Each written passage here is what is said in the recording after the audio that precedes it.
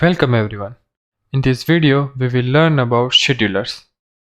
Schedulers can run your code on some interval. Click on this plus icon to create new scheduler. Here you can provide name, scheduler 1. Default timeout is 10 minutes. So scheduler is taking more than 10 minutes, then API maker will stop it and restart the scheduler.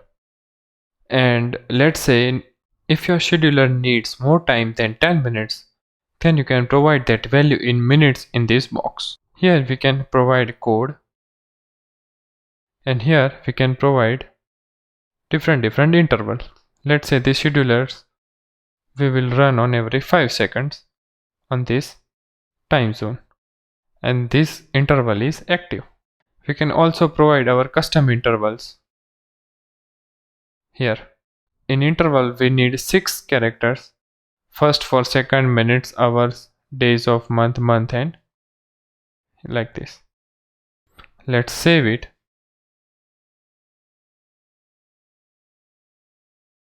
Now this scheduler is not active right now, so it will not run on every 5 seconds, but we can test it.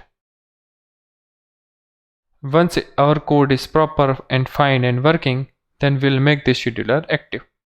Scheduler will not return anything, but because of this return statement, we are getting that data in the response. Other than that, in this code, you can leverage all the APIs of API Maker as you can do in custom API code. What are the key benefits of having scheduler in API Maker? Number 1. Run once. Even if you have a multiple servers of API Maker, scheduler will run only once. Number 2. Automatically distributed on multiple servers.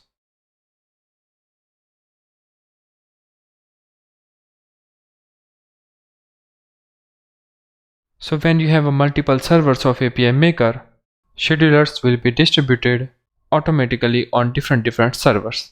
So they will be balancing load automatically. Server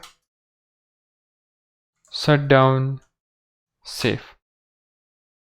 So let's say after some time you don't need any server and you shut down the server, you don't have to worry about schedulers running inside that server. Other running servers will pick it up automatically. 4. Deployment safe. So let's say one scheduler is running and it needs 1 hour to complete the job, and during that time you are doing deployment, you are doing git pull and deploying your code. That old running scheduler will finish its job and it will not break in between. Now start, stop, run and manage interval anytime. So you can start, stop or run the scheduler anytime in on dev QA UAT production environment anytime, and you can manage those intervals also.